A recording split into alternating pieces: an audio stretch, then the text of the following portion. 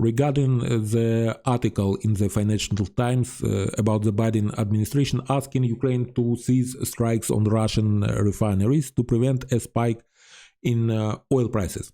Firstly, I assume that this was true because oil prices are a sensitive issue for the United States, especially before elections. Even though gasoline prices are relatively low there by European or even our Ukrainian standards, Americans simply are used to drive big cars that consumes a lot. And I want to mention a few things. Strike on Russian refineries do not reduce the amount of oil on the market. They reduce the amount of Russian refined oil products. And as a result of mass drone strikes, Russia will reduce the export of oil products, and gasoline exports are already banned, and increase crude oil exports by the amount that was intended for domestic refining and then cannot be refined anymore. The amount of crude oil extracted worldwide will not change.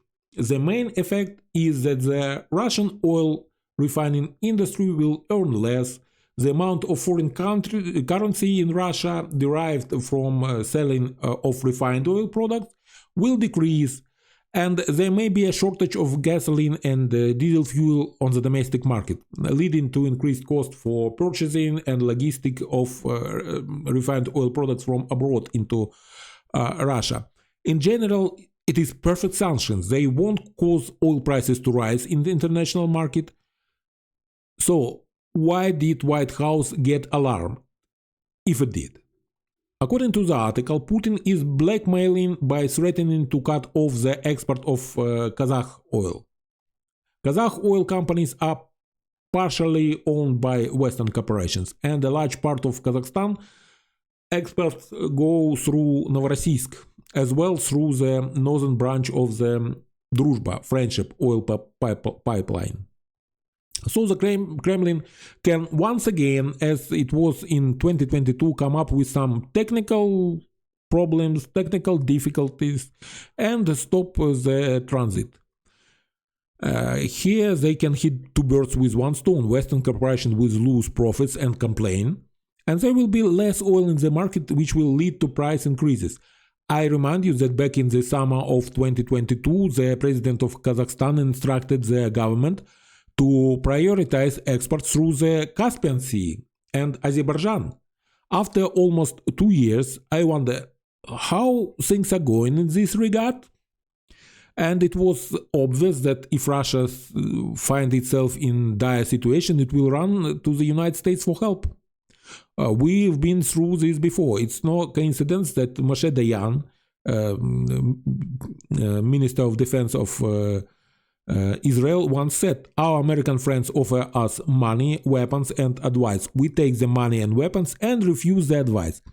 And now for many months they don't give us anything, and then have the audacity to ask us not to fight our enemies the way that we can hurt them.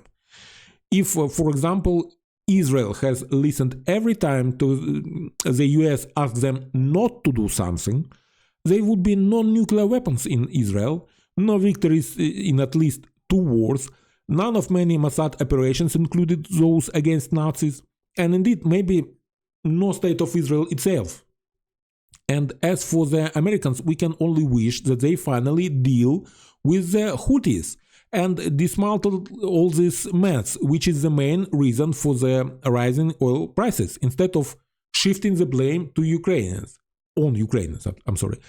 Putin is a rabid dog that bites, not in response, but because he can. If Putin wants to reduce Biden's chances to re-elections by influencing oil prices, he will do so without any reasons.